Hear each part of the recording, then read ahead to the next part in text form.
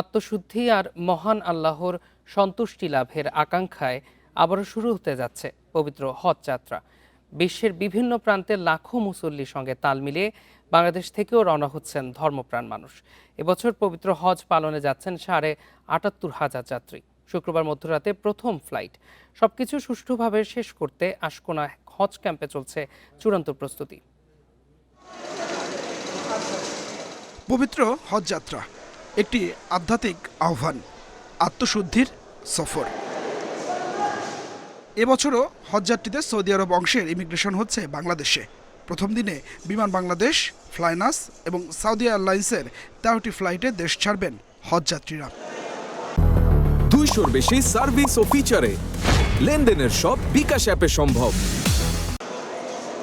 এরই মধ্যে সৌদি আরব পৌঁছেছে ১৭১ জনের মেডিকেল টিম। হজযাত্রীদের সেবায় যাবেন আরও ১৫০ শতাধিক।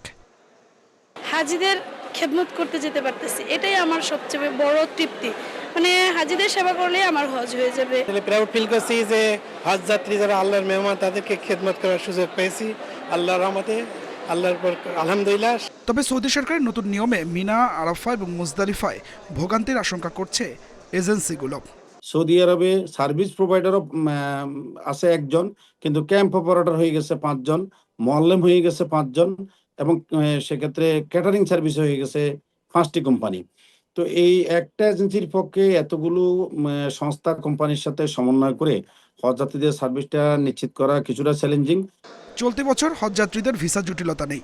এরই মধ্যে বেশিরভাগের ভিসা প্রক্রিয়া শেষ হয়েছে।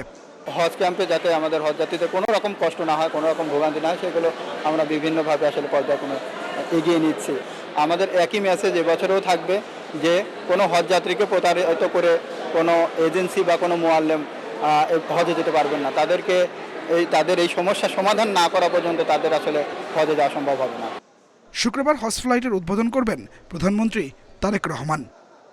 শুরু হচ্ছে পবিত্র হজ যাত্রা, ইসলাম ধর্মের অন্যতম এক মহিমান্বিত ইবাদত।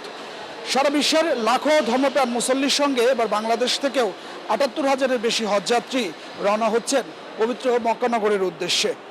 প্রত্যেকের গন্তব্য পবিত্র কাবাঘর, যেখানে আল্লাহর সান্নিধ্য লাভের আশায় নিবেদন করবেন নিজেদের সকল প্রার্থনা, সকল আকুতি। আদিলুর রহমান, ইন্ডিপেন্ডেন্ট নিউজ, আশকোনা হজ ক্যাম্প, ঢাকা।